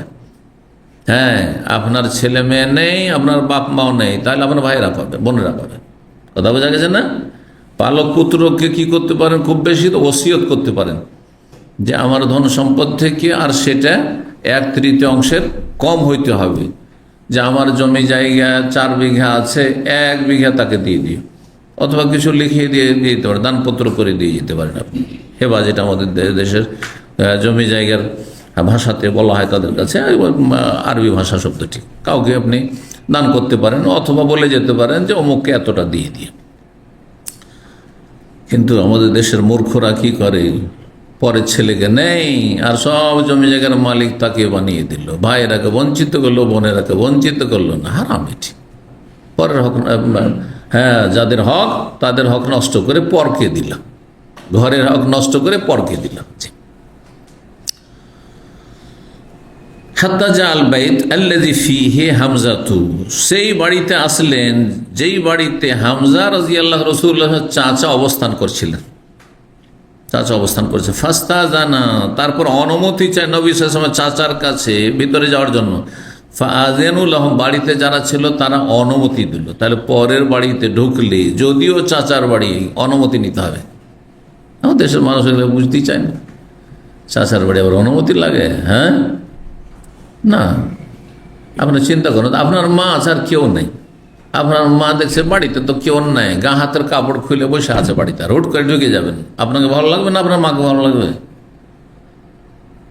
এইটুকু বুঝে নিলেই তো হয়। তাহলে আপনার চাচার বাড়িতে চাচি আপনার চাচির মাহারাম না, চাচি নর মাহারাম। চাচা মারা গেলে চাচা ছেড়ে দিলে আপনি বিয়ে করতে পারেন চাচিকে। আমাদের সে মামার বাড়িতে ঢুকে, হ্যাঁ, যুবক ছেলেরা মামির সাথে গল্প করে বসে বসে, মনে করেন মামি মনে হয় খালার মতো আর ফুফুর মতো, না, মোটেই না। খালা ফুফুর মাহারাম আপনি, কিন্তু মামি কেউ না আপনার। মামির সাথে কোনো সম্পর্ক নেই আপনার। কি সম্পর্ক আছে? খালার সাথে সম্পর্ক আছে যে সে আপনার মায়ের বোন, আর ফুফুর সাথে সম্পর্ক আছে আপনার বাপের বোন। কিন্তু মামিকে, চাচিকে, আপনার চাচা বিয়ে করেছে, মামা বিয়ে করেছে, ওরা ছেড়ে দিলে, ও তালাক দিয়ে দিলে, অথবা মারা গেলে তো আপনি বিয়ে করতে পারবেন। ভাবির মতো তাহলে এটা। ভাবি, ভাই মারা গেলে, ভাই ছেড়ে দিলে ভাবিকে বিয়ে করতে পারেন আপনি, ছোট ভাইয়ের বউকে বিয়ে করতে পারেন, ছোট ভাই ছেড়ে দিলে অথবা ছোট ভাই মারা গেলে, ঠিক ওই রকমই মামি আর। কিন্তু আমাদের দেশের জাহালাতের, মানে কি বলবেন, যে জাহালাত, এমন অজ্ঞতা দিন সম্পর্কে, যে মনে করে যে মামি আর চাচি আবার এইখানে সব বড় গল্প করছে। আর কত যে অঘটন ঘটে, এগুলো তো চোখের আড়ালে থেকে যায়, কিছু কিছু জায়গায় ধরা খেয়ে যায় এই কলঙ্কগুলো। আল্লাহ হেফাজত করুন মুসলিম সমাজে। 8 নম্বর অধ্যায়, বাবু লুবসিল কামিজ। এই অধ্যায় হচ্ছে জামা পরা, শার্ট। কামিজ মানে, কামিজকে কামিজ অনেকে বলে না? হ্যাঁ, কি বলেন আপনারা? কামিজ, পুরুষদের ক্ষেত্রে কামিজটা ব্যবহার হয় না, কিন্তু মহিলাদের ক্ষেত্রে কামিজ শব্দটা কিন্তু ব্যবহার হইতো একসময়। হ্যাঁ, কামিজ ওই সদকে জ করে দিয়েছে, দিয়ে কামিজ আর কামিজ একই জিনিস, মানে শার্ট। শার্ট কাকে বলে তাহলে? কামিজ কাকে বলে? যাই এমন পোশাক যার দ্বারা শরীরের ওপর দিক ঢাকে, সেটা পাঞ্জাবির আকারে হোক, হ্যাঁ, আর ফুল শার্টের আকারে হোক, আর হাফ শার্টের আকারে হোক। এগুলো আগের যুগের নাম, কিন্তু এখন ব্যবহার করে না। ছোটকালে এখানে থাকতো, এখান থেকে তো বলতো হাফ শার্ট, হ্যাঁ, আর এখান থেকে থাকতো, আর আবার ওই পাকিস্তানিদের মতো খানিকটা ঝুলতে থাকতো, ওইটার নাম বলতো ফুল শার্ট।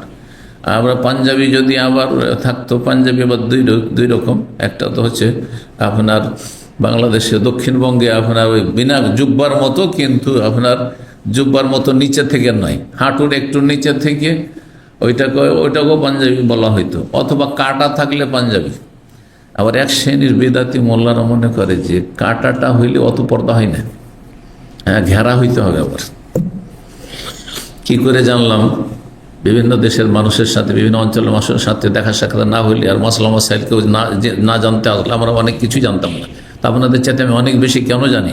এই জন্য জানি, একদিন এখানে আসছে ইসলামিক সেন্টারের এক ছেলে, আসার পরে বলছে,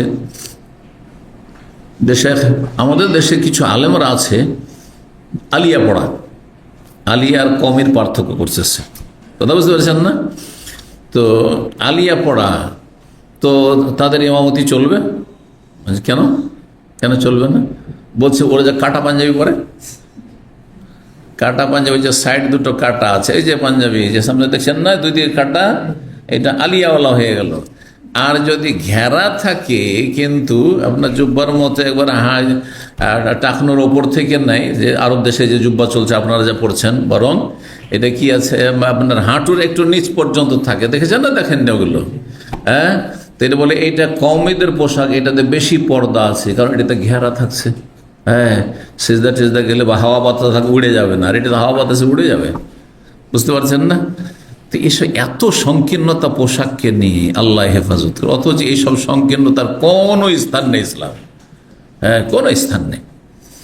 আপনার কাটা পছন্দ লাগে আর ঘেরা পছন্দ লাগে, যা পড়বেন তাই। আপনার সতর ঢাকা হইলি হলো, সতর ঢাকা হইলি হলো, ঢিলা ঢালা পোশাক হইলি হলো, নামাজ পড়তে গিয়ে রুকু সিজদাতে কষ্ট না হইলি হলো, বোঝা গেছে না? তো কামিজ পরা, জামা পরা জায়েজ। আল্লাহ তাআলা হেকায়াতান ইউসুফ আলাইহিস সালামের ঘটনা বর্ণনা করে আল্লাহ বলেছেন, ইযহাবু বিকামিসি হাযা ফালকুহু আলা ওয়াজহি আবি ইয়াতি বাসীরা। সূরা ইউসুফের আয়াত নম্বর 93-তে ইউসুফ আলাইহিস সালামের ঘটনা, বড় চমৎকার ঘটনা।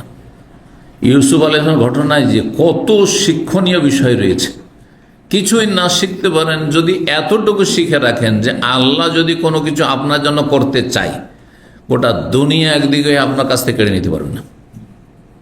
ইউসুফ আলাইহিস সালামকে ওর ভাইরা সবাই মিলে, ওকে তো মনে করেছিল আমরা মেরে ফেলেই দিয়েছি, হ্যাঁ, ওকে কি করেছি, কূপে ফেলে দিয়ে চলে এসেছি, ও মরেই গেছে, ওইখানে মরেই গেছে।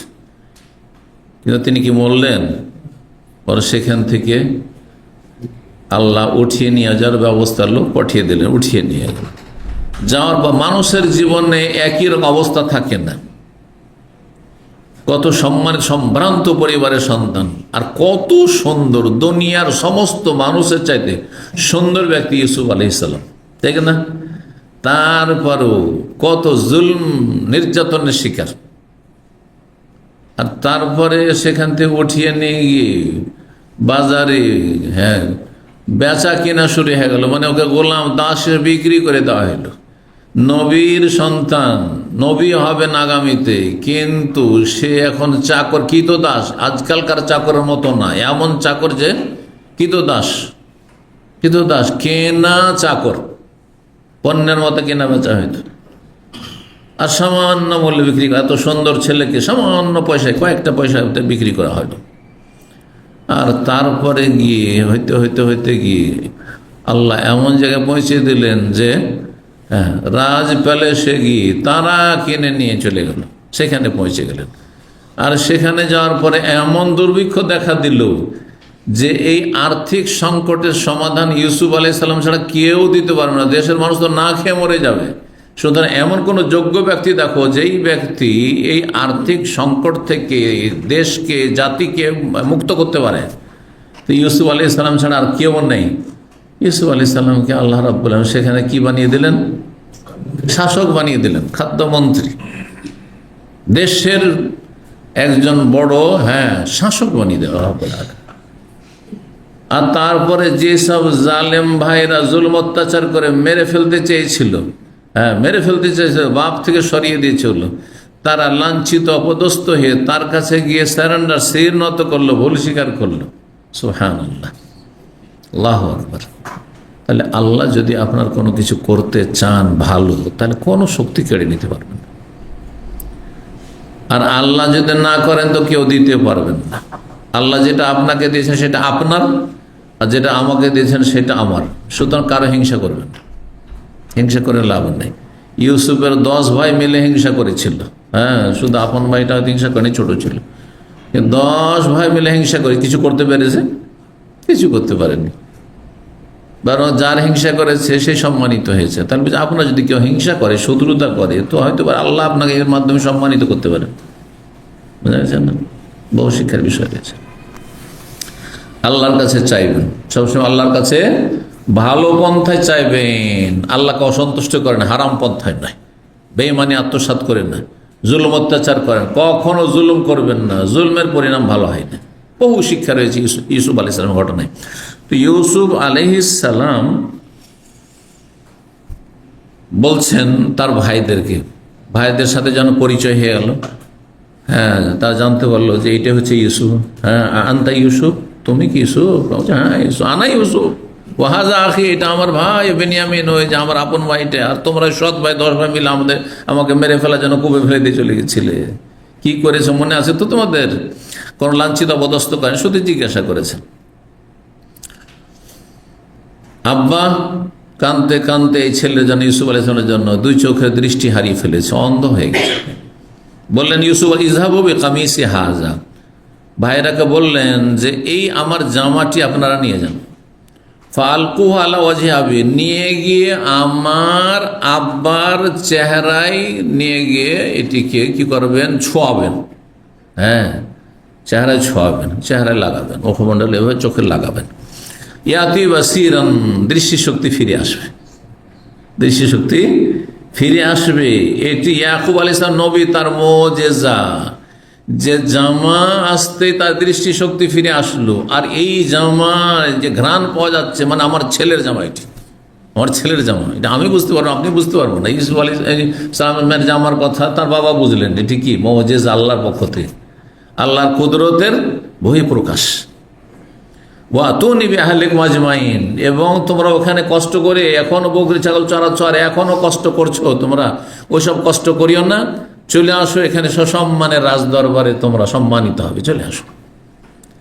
এখান থেকে গুরুত্বপূর্ণ আর একটি শিক্ষা, যে যদি কেউ আপনার সাথে দুর্ব্যবহার করে, যতই জুলুম অত্যাচার করুক না কেন আপনজন, আপনি সবর করেন, ধৈর্য ধারণ করেন, বরং মনটাকে বড় করেন। এক সময় এরা আমাকে মেরে ফেলে দেওয়ার চেষ্টা করে, তার মানে এদেরকে খেতে দেবো না, আমার দুটো হয়েছে সেজন্য পয়সা না। ইউসুফ আলাইহিস সালাম তা করেননি। যাও, এত কষ্ট করতে হবে না তোমাদেরকে, এখন চলে আসো, আমি এখানকার দেশের মালিক, আর তোমরা আরামে, আমার ভাইয়েরা সব সপরিবারে চলে আসে, এখানে আরামসে তোমরা জীবনযাপন করে মিশরে। তারপর তো প্যালেস্টাইন থেকে মেসর চলে গেলেন, না হলে মেসরে তো বনি ইসরায়েলদের আসল জায়গা ছিল না, আসল জায়গা তো বনি ইসরায়েলের প্যালেস্টাইন ছিল। এ হচ্ছে ইতিহাস। জি, তো জামা সম্পর্কে তাহলে কোরআনে জামার কথা রয়েছে, সেটা যে এরকমই জামা পরে, এমনকি জুব্বা, যেটার নাম জুব্বা পড়ছেন বলছেন বা সব বলছে, এটাও কামিজ, কারণ এতে ওপরের শরীর ঢাকছে, তার সাথে নিচেও ঢাকছে, কোনো দোষ নেই। লম্বাও হইতে পারে, সেটা ছোটও হইতে পারে। তো বলছেন তারপরে হাদিসে 5794 নম্বর হাদিস, আব্দুল্লাহ বিন ওমর রাদিয়াল্লাহু তাআলা আনহু হতে বর্ণিত, তিনি বলেন আন্না রাজুলান ক্বালা ইয়া রাসূলুল্লাহ, জনৈক ব্যক্তি জিজ্ঞেস করলো, ইয়া রাসূলুল্লাহ, মা ইয়ালবাসুল মুহরিম মিনাস সিয়াব, মুহরিম ইহরামকারী ব্যক্তি কোন ধরনের কাপড় ইহরাম অবস্থায় পড়তে পারবে? ইহরাম অবস্থায় যখন হজ উমরা নিয়ত করবে তখন কি পড়তে হয় পুরুষদেরকে? সেলাইবিহীন কাপড় পরতে হবে। এহরামবিহীন কাপড়, এহরাম না কি বলছেন, মায়াল বাসুল মোহরেম, এই মোহরেম ব্যক্তি, এহরামকারী ব্যক্তি কি ধরনের কাপড় পরতে পারবে? সেলাইবিহীন কাপড় পরতে হবে। এই মাসালা প্রথম দিকে সাহাবায়ে কেরামদের জানা ছিল না, তো জানতে হবে যে আমি তো এহরাম বাঁধবো, তো কি কাপড় পরবো। জিজ্ঞাসা ছিল যে মোহরেম ব্যক্তি কি ধরনের কাপড় পরবে, জিজ্ঞাসা ছিল ইতিবাচক, কোন কাপড় পরবে। কিন্তু কাপড় যে কোনো কাপড় পরতে পারে, চাদরের আকারে যে কোনো কাপড়, সেলাইবিহীন যে কোনো কাপড় পরতে পারে। সেই জন্য যেগুলো পড়তে পারবে সে অনেক, এখনো এত না গনিয়ে, যেগুলো পড়তে পারবে না সেগুলি সীমিত কয়েকটা, ওইটি বলে দিলে হবে। এই জন্য নবী সাল্লাল্লাহু আলাইহি ওয়াসাল্লাম উত্তরে কিন্তু নেগেটিভ বলছেন। প্রশ্ন ছিল ইতিবাচক, কিন্তু উত্তর হচ্ছে নেতিবাচক। বলছেন ফাকাল নবী সাল্লাল্লাহু আলাইহি ওয়াসাল্লাম, নবী সাল্লাল্লাহু বললেন লা ইয়ালবাসুল মুহরিমুল কামিসা, মুহরিম ব্যক্তি মানে এহরামকারী ব্যক্তি এহরাম অবস্থায় জামা পরতে পারবে না। জামা সেলাই করা থাকে না, সেলাই করা থাকে না, জুব্বাও সেলাই করা, শার্টও সেলাই করা, পাঞ্জাবি হলেও সেলাই করা, তাই না, গেঞ্জি হইলেও সেলাই করা। হ্যাঁ, সুতরাং সেলাই করা কাপড় পরতে পারবে না। তারপরে সেলাই করা কথাটি কিন্তু কোনো হাদিসে নেই। সেলাই করার উদ্দেশ্য হচ্ছে যে শরীরের আকারে কোনো পোশাক তৈরি করা, বোঝা গেছে না। কাপড় কেন আমরা সেলাই করি? কারণ শরীরের আকারে আমার পোশাকটা তৈরি করতে চাই। তো এমন পোশাক পরতে পারবেন না এহরাম অবস্থায় যেই পোশাক শরীরের আকারে গঠনে তৈরি হয়েছে, তাতে সেলাই থাক আর না থাক।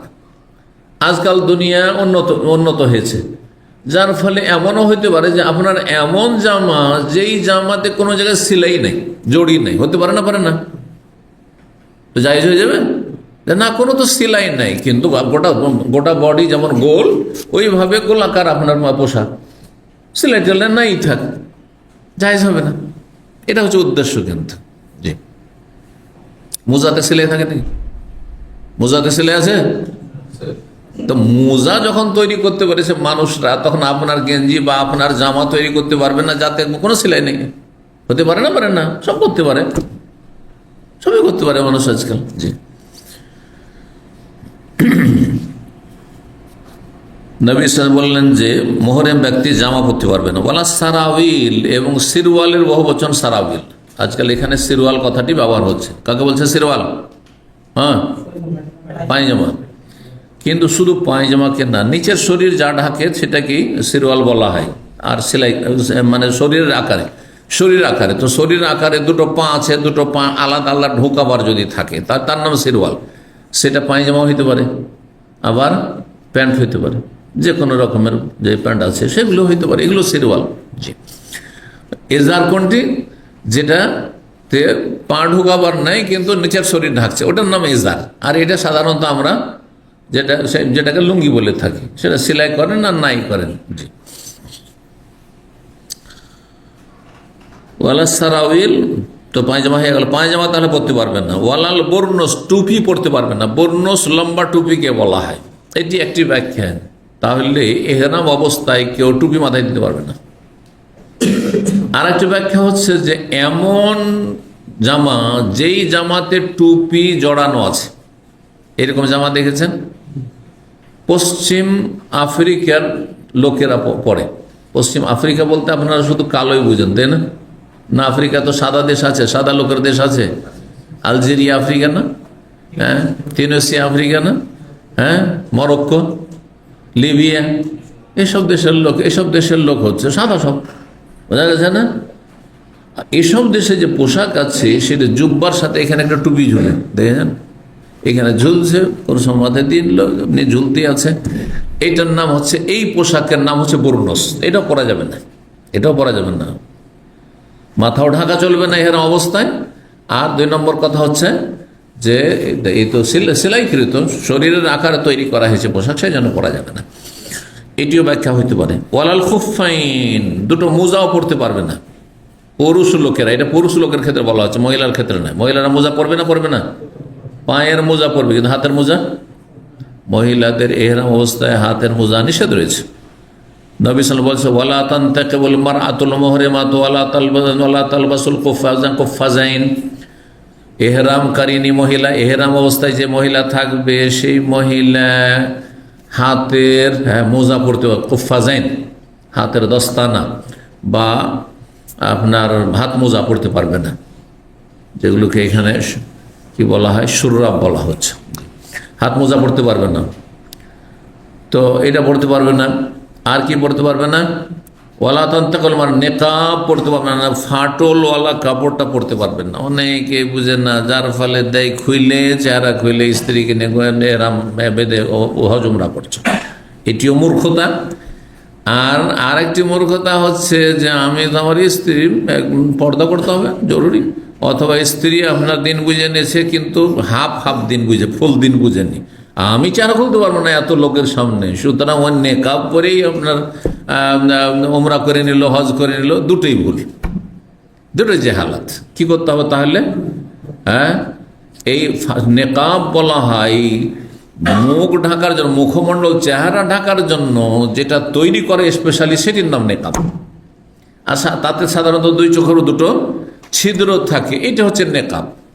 এই নেকাব পরা জায়েজ নাই, কিন্তু তাই বলে এত লোকজনের সামনে মহিলারা চেহারা খুলে এহরাম বাঁধ থাকবে, তাহলে বড় ফিতনার কারণ হয়ে যাবে, বড় ফিতনার কারণ হয়ে যাবে। অনেক মহিলা সুন্দর রয়েছে, যুবতীর রয়েছে, নয় বুড়িগুলির ক্ষেত্রে বলতে পারেন যে হয়তো আকর্ষণ কম আছে, কিন্তু বুড়ার আকর্ষণ থাকতে পারে। বুড়োর আকর্ষণ নেই মনে করছেন? থাকতে পারে।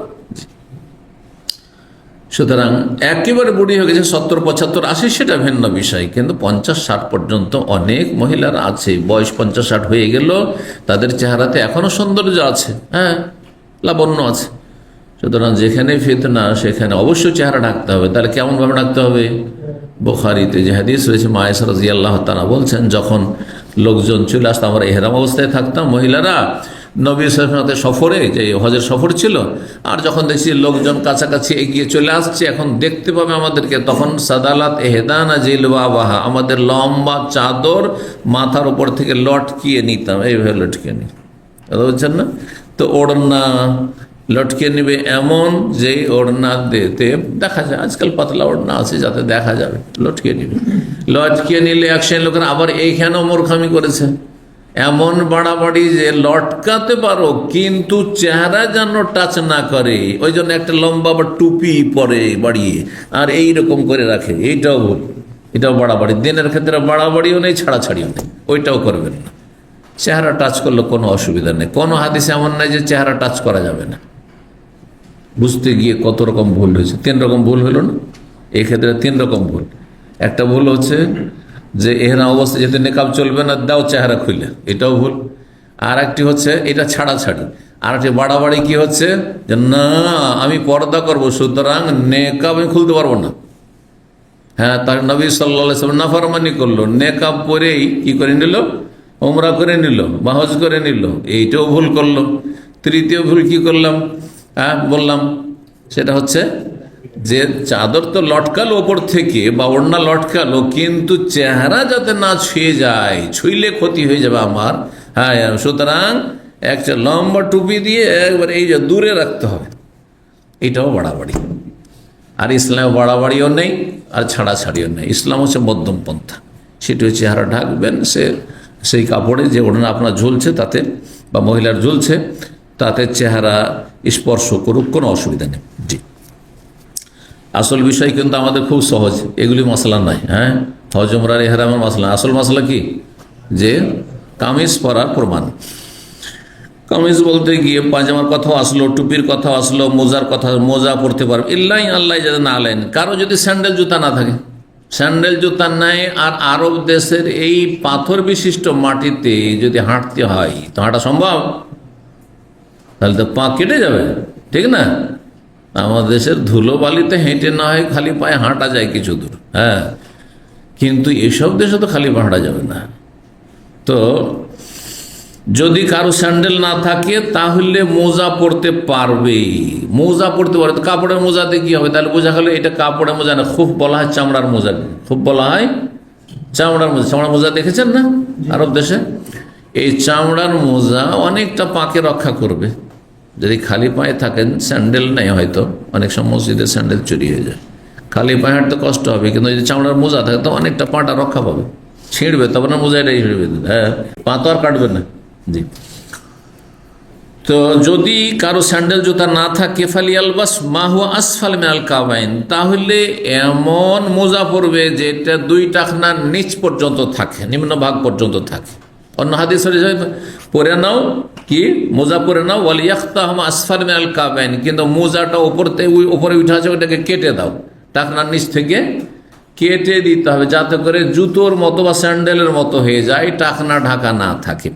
এই হুকুমটি নবী সাল্লাল্লাহু আলাইহি সাল্লামের এখনো বহাল আছে না প্রথম হুকুম ছিল? এই নিয়ে দুটো মত রয়েছে ফুকাহাদের। একদল বলছেন না, এখনো বহাল আছে। কারো যদি পায়ে স্যান্ডেল না থাকে আর মোজা পরতে হয়, তাহলে সেই মোজাকে টাকনার নিচে থেকে পড়তে হবে, টাকনার নিচে কেটে দিয়ে আপনার টাকনার নিচে নামিয়ে নিতে হবে। কিন্তু নবী সাল্লাল্লাহু আলাইহি ওয়াসাল্লাম এই হুকুমটি ছিল আপনার হুদাইবিয়ার বছর বা তারপরে বছর উমরাতুল কাজা 7ম হিজরিতে যে এসেছিলেন তখনকার হুকুম ছিল, এটি বিদায় হজের হুকুম ছিল না।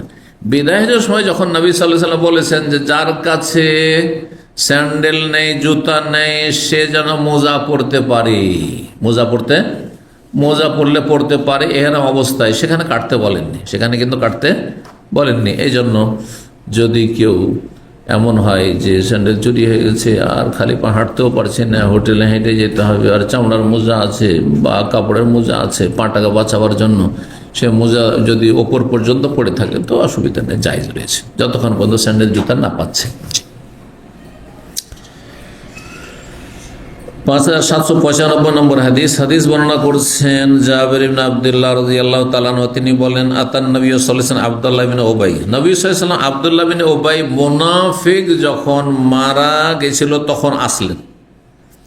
বাদামা উদখিলা কবরাহু, তার কবরে তাকে রেখে দেওয়ার পরে, কবরে ঢুকিয়ে দেওয়া হয়েছে, নামিয়ে দেওয়া হয়েছে, তারপরে গিয়ে পৌঁছলেন কে?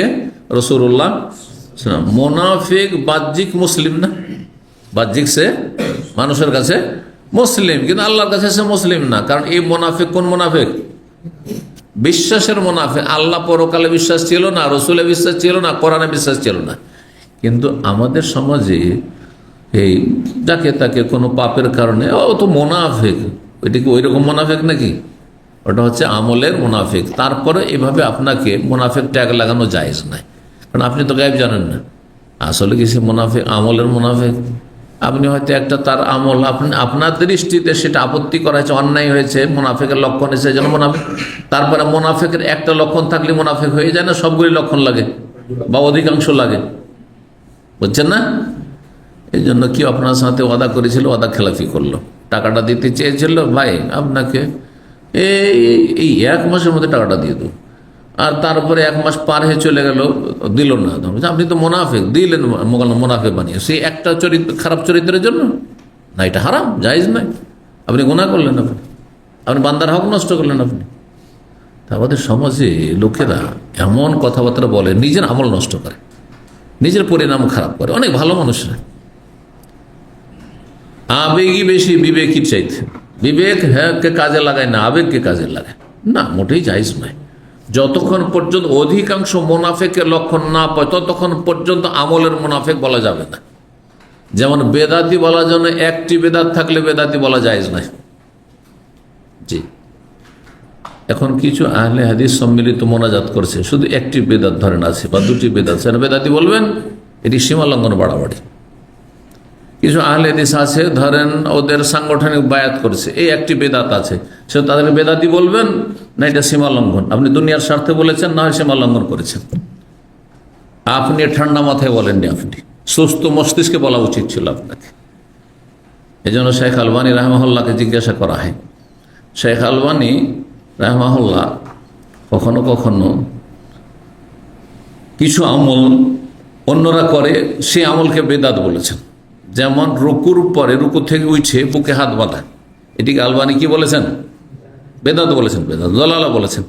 তখন তাকে লোকেরা জিজ্ঞেস করলেন যে আপনি যে এটিকে বেদাত বললেন, তাহলে আরব দেশের লোকেরা যে এটি করে, শাইখুল বাজ ইবনে উসাইমিন, তাদের ফতোয়া এটি যে রুকুর পরে কি করতে হবে? বুকে হাত বাঁধতে হবে, এটি সুন্নাত।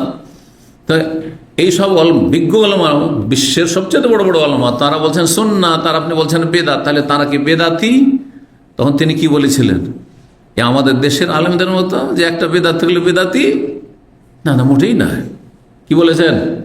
যে না, কাল্লা, কোশ্চিন কালেও বেদাতি বলছি না, বরং বেদাতি কাকে বলা হয়? যে বেদাতকে ভিত করে ধর্মকর্ম করছে।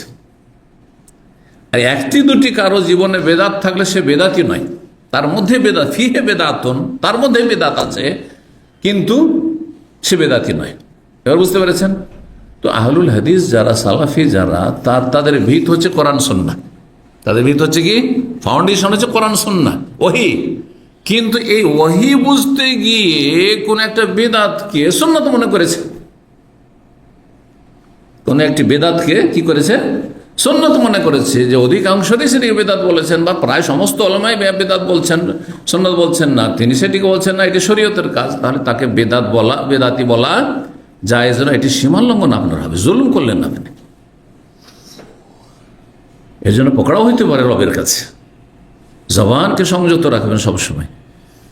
তো এই জন্য দেখেন, এক শ্রেণীর লোকেরা যারা সম্মিলিত মোনাজাত করে না, আর আরেক দল আহলে হাদিস সম্মিলিত মোনাজাত করে, ওর তো বেদাতি না, আপনি জুলুম করলেন না।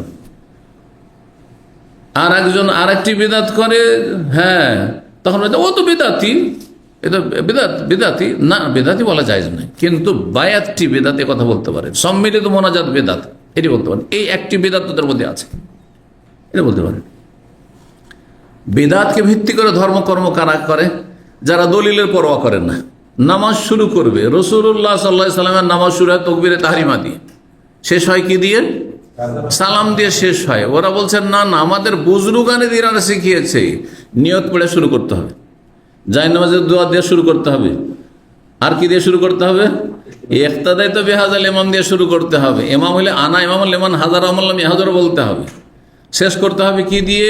বলছে সালাম ফেলে শেষ হয়নি, বসো, মোনাজাত করে যেতে হবে। কথা বলছেন? আর তারপর সালাম ফেরার পরে কপালে হাত দিতে হবে। এদের ধর্ম হচ্ছে বেদাতের ওপর, হ্যাঁ, স্থাপিত। এদের ধর্মকর্ম হচ্ছে বেদাতের ভিত্তি করে। রোজা শুরু করবে, নবী সাল্লাল্লাহু আলাইহি জীবনে করেছেন, কোন সাহাবী করেছেন যে নাওয়াই তানাসুমা গাদান পড়েছেন? রোজা শুরু করে সাহারি খাবে, নাওয়াই তানাসুমা গাদান পড়ি। তাহলে এদের ধর্মকর্মের ভিত্তি হচ্ছে বেদাতের ওপর, সুতরাং তাদেরকে বেদাতি বলবো। কথা বুঝতে পেরেছেন?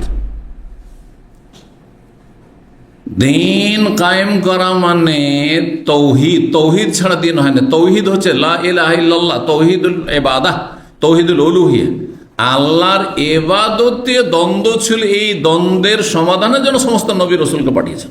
যে ইবাদত একমাত্র কার জন্য হবে? আনে ইবাদুল্লাহ মা লাকুম মিন ইলাহিন গায়রুহু। কিন্তু ইকামতের দিন মানে ক্ষমতা দখল করা। আপনার দিন কায়েমের জন্য কোনো পরিকল্পনা নেই, কোনো কর্মসূচি নেই, ইকামতের দিন মানে ক্ষমতা দখল করা। এইটা হচ্ছে বেদাতি ধ্যান ধারণা। হ্যাঁ, এদের ধর্মকর্ম হচ্ছে বেদাতের ভিত্তি স্থাপিত। আল্লাহর রাস্তায় বেরোইতে হবে মানে চিল্লাই বেরোতে হবে। হ্যাঁ, এগুলো হচ্ছে বেদাতের ভিত্তি করে ধর্মকর্ম করা। আশা করি বুঝতে পারছেন। সুতরাং হক বাতিলকে একাকার করে দিবেন না, দুনিয়ার স্বার্থে করবেন না, আর অজ্ঞতাবশত করবেন না, আবেগের অনুসারী হবেন না, বিবেককে কাজে লাগাবেন, কোরআন সুন্নাহকে বোঝার চেষ্টা করবেন। জি,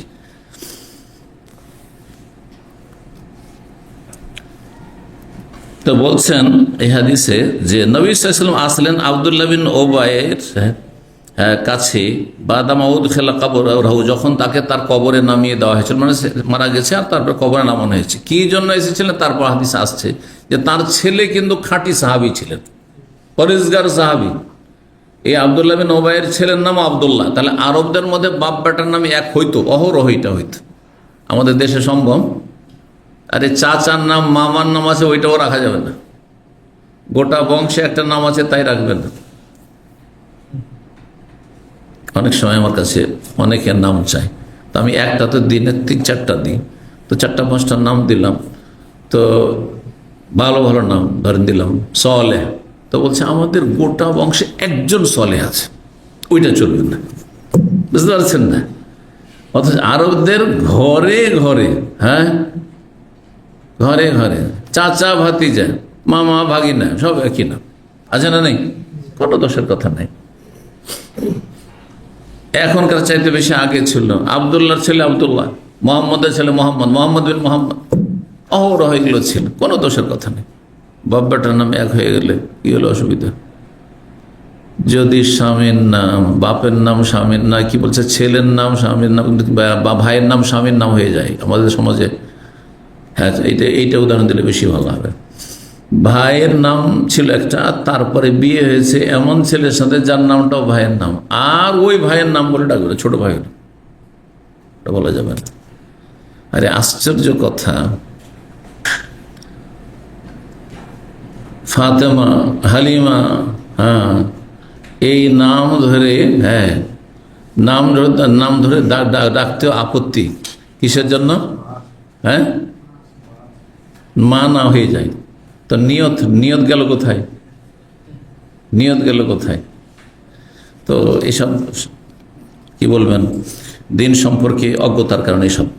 তো যাই হোক, আমরা আগে যাই। ফামারা বেহি, রাসূলুল্লাহ নির্দেশ দেয়, ফাউখরিজা, বের করা হলো। তাহলে প্রয়োজন বশত, প্রয়োজন জরুরি না হইলে কোনো মৃতদেহকে কবরে নামিয়ে দেওয়ার পরে উঠানো যায় না, বের করা।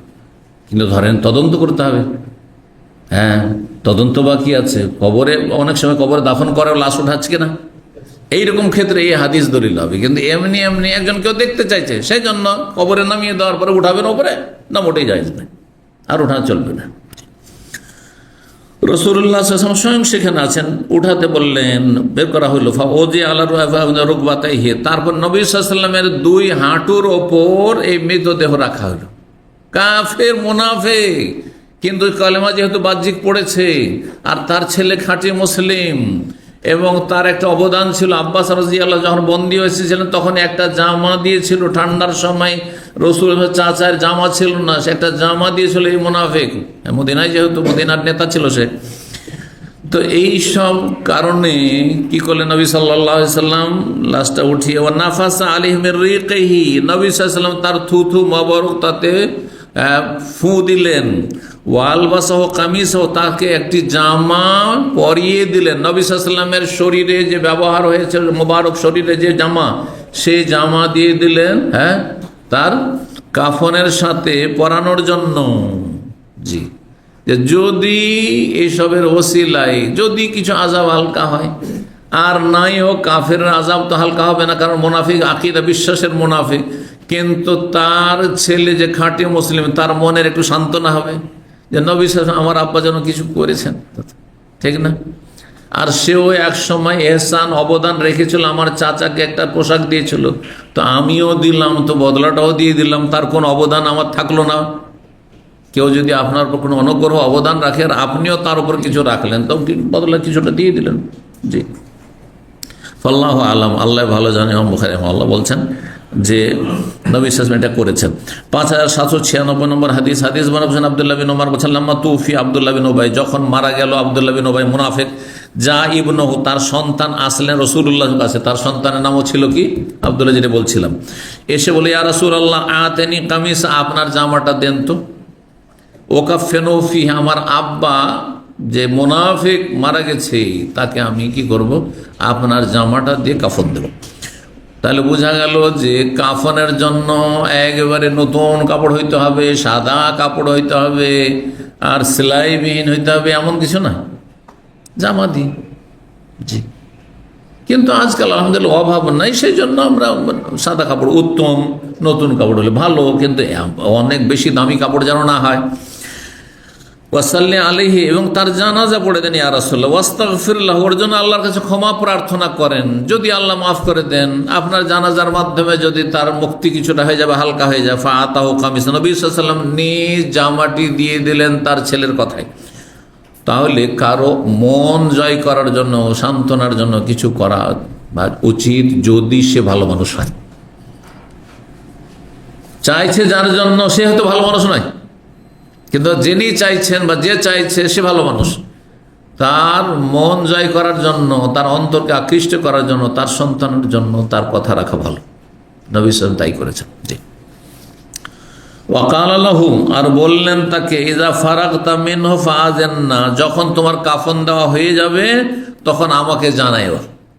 ফালামা ফারাগা, যখন কাফন দেওয়া প্রস্তুত হলো, আযানাহু, নবী সাল্লাল্লাহু আলাইহি ওয়াসাল্লামকে জানালেন ওই আব্দুল্লাহ বিন উবাই, মুনাফিকের ছেলে, মুসলিম সে আব্দুল্লাহ। ফাজা, আসলেন, লিয়াসাল্লি আলাইহি, জানাজা পড়ার জন্য, জানাজার সালাত পড়তে রাসূলুল্লাহ সাল্লাল্লাহু আলাইহি ওয়াসাল্লাম। কার জন্য? সবচেয়ে বড় মুনাফিক এই উম্মতের, ওর জন্য। কত বড় তাহলে উদাহরণ! তো কত যে কষ্ট দিয়েছে, কত যে কষ্ট দিয়েছে রাসূলুল্লাহ সাল্লাল্লাহু আলাইহি ওয়াসাল্লাম, রাসূলের পরিবারকে মিথ্যা অপবাদ দিয়েছে, আর কত মানসিক অশান্তি করেছে, কত মদিনায় অশান্তি করার চেষ্টা করেছে, কত কাফেরদের সাথে মিলে ষড়যন্ত্র করেছে ইসলাম মুসলিমদের বিরুদ্ধে। তারপরে কত বড় অন্তর ছিল রাসূলুল্লাহ। চিন্তা করুন, আমাদের অন্তরটা একটু বড় হইতে হবে। অন্তরে যদি উদারতা থাকে তো আপোষের সহি আকিদার, একই আকিদার লোকেদের মধ্যে এত কলহ বিবাদ থাকার কথা নাই। শুধু একটা পদ পেলাম না, কেউ পদ দেওয়া হইল না, সেই জন্য গ্রুপিং তৈরি হয়ে গেল, আর মারামারি শুরু হয়ে গেল। এত সংকীর্ণতা, ইখলাস কোথায় গেল তাহলে? উদারতা কোথায় রয়েছে? আর আপনার সহি আকিদার যে বিশেষ ভ্রাতৃত্ব, এক তো ইসলামিক ভ্রাতৃত্ব যে কোনো মুসলিমের সাথে রয়েছে, বেদাতি হইলেও তার সাথে একটা ভ্রাতৃত্ব বোধ আপনার থাকা উচিত। তাহলে সহি আকিদার ভাইয়ের সাথে আপনার এই ভ্রাতৃত্ব বোধ কোথায়? আর এর শ্রদ্ধা সম্মান কোথায়? আল্লাহ বুঝার তৌফিক দান করুন। আজকালকার জামানায় ইখলাস পাওয়াটা কঠিন। অধিকাংশ মানুষ দুনিয়ার বিশেষ বিশেষ টার্গেট নিয়ে কাজ করছে। যতই আল্লাহ, রসুল আর আখিরাত আর ইসলাম খুব বলছে, কিন্তু এখলাস, খাঁটি এখলাসে যখন যাচাই বাছাই হবে তখন সব ছাঁটাই হয়ে যাবে, হয়তো সব ছাঁটাই। ইল্লা মান রাহিমাল্লাহ, আল্লাহ হেফাজত করুন আমাদের। জানাজা পড়তে গেলেন রাসূলুল্লাহ সাল্লাল্লাহু আলাইহি ওয়াসাল্লাম। ফাজাযাবা ওমর রাদিয়াল্লাহু তাআলা, নবী সাল্লাল্লাহু আলাইহি ওয়াসাল্লাম ধরে টান দিলেন। রাগ থামতে পারছেন না। আরে সারা জীবন এত শত্রুতা করলো, এত শত্রুতা করলো, আর তার জানাজা আপনি পড়বেন কেন? ধরে টানছেন রাসূলুল্লাহ সাল্লাল্লাহু আলাইহি ওয়াসাল্লামকে ওমর রাদিয়াল্লাহু তাআলা আনহু। ফাকালা, আর বললেন, আলাইসা কাদ নাহাকাল্লাহ, আল্লাহকে আপনাকে নিষেধ করেনি আন তুসাল্লি আল মুনাফিকিন, মুনাফিকদের জানাজা পড়তে? আল্লাহ তো নিষেধ করেছেন। তখন এই আয়াত নাযিল, ইস্তাগফির লাহুম আও লা তাস্তাগফির লাহুম, এইসব মুনাফিকদের জন্য হে নবী তুমি আল্লাহর কাছে ক্ষমা চাও আর না চাও, যত ইস্তেগফার করো, ইন তাস্তাগফির লাহুম ৭০ মাররাতান, ৭০ বার করে যদি আল্লাহর কাছে ক্ষমা চাও যে আল্লাহ এই মুনাফিকগুলোকে মাফ করে দাও, ফালা ইয়াগফিরাল্লাহু লাহুম, কখনো আল্লাহ মাফ করবেন না, কোশ্চিন কালেও আল্লাহ ক্ষমা করবেন না। তো আল্লাহ তো ক্ষমা করবেন না বলেছেন, তা আপনি কেন ক্ষমা চাইতে যাচ্ছেন আর কেন জানাজা পড়তে চাইছেন? সূরা তওবার আয়াত নম্বর ৮০। নবী সাল্লাল্লাহু আলাইহি ওয়াসাল্লাম বললেন যে আমি যদি জানতাম যে আল্লাহ ৭০ বার যদি কি করো ক্ষমা চাও তবুও আমি ক্ষমা করব না, আমি যদি জানতে পারতাম যে ৭১ বার করলে আল্লাহ শুনবেন, তাহলে ৭১ বার আল্লাহর কাছে আমি চাইতাম যে এই মুনাফিকগুলোকে আল্লাহ মাফ করে দাও। তাহলে কত উদারতা ছিল, চিন্তা করুন তো, কত উদারতা অন্তরে ছিল যে শত্রুর সাথেও এই আচরণ করতে পারছেন। আমাদের কিছু শিখতে হবে নবী সাল্লাল্লাহু আলাইহি ওয়াসাল্লামের সিরাত থেকে। শুধু দু চারটি কথা শিখে নিয়ে শুধু আপনি মনে করছেন আমি সহি আকীদা আর সহি আমলওয়ালা হয়ে গেছি, এতে যথেষ্ট নয়। সারা জীবন থেকে শিখতে হবে, জীবনের প্রতিটি ক্ষেত্রে শিখতে হবে। তো তারপরে আরেকটি আয়াত নাযিল হয়ে গেল। আয়াতটি হচ্ছে আয়াত নম্বর ৮৪ সূরা তওবার। আগেরটি ছিল আয়াত নম্বর ৮০। এখন ওয়ালা তুসাল্লি আলা আহাদিম মিনহুম, এই মুনাফিকদের কারো জানাজা পড়বে না। আল্লাহ কি বলছেন? এই মুনাফিকদের কারো জানাজার সালাত পড়বে না। মাতা আবাদান, যে চিরকাল এই কুফরির ওপর মারা গেছে, মুনাফিকের ওপর মারা গেছে। ওয়ালা তাকুম আলা কবরি, এমনকি তাদের কবরের পাশে গিয়েও দাঁড়াবেন না। আল্লাহ বলছেন যে তাদের কবর পাশে গিয়েও দাঁড়াবেন না হে নবী। ইন্নাহুম কাফারু বিল্লাহি ওয়া রাসূলিহি, আল্লাহ এবং রাসূলের সাথে কুফরি করেছে। ওয়া মাতু হুম ফাসিকুন, তারা পাপিষ্ট হয়ে মারা গেছে, বড় ফাসিক হয়ে। কারণ মুনাফিক হচ্ছেন বড় ফাসিক। ফাতারাকা সালাত, এই আয়াত নাজিল হওয়ার পর রাসূলুল্লাহ সাল্লাল্লাহু আলাইহি ওয়াসাল্লাম মুনাফিকদের জানাজা পড়া পরিত্যাগ করলেন, যে এখন স্পষ্ট আল্লাহ নিষেধ করেছেন। কিন্তু আগের আয়াতে স্পষ্ট বারণ ছিল না। যতক্ষণ কোনো সুযোগ ছিল আল্লাহর কাছে ততক্ষণ রাসূল সুযোগ গ্রহণ করতেন, কারণ আল্লাহ সেখানে কিন্তু স্পষ্ট নিষেধ করেননি। কি বলেছেন? হে নবী, তুমি তাদের জন্য ক্ষমা চাও আর না চাও সবটাই সমান। বোঝা গেছে না? 70 বার করেও যদি ক্ষমা চাও তবু আল্লাহ ক্ষমা করবেন না। কিন্তু নিষেধ কি করলেন? যদি আপনাকে বলা হয় তুমি বলো আর না বলো, তুমি যদি 100 বার বলো, হ্যাঁ, তবু ওই কথার মূল্য নাই। আমি কি নিষেধ করেছি বলতে?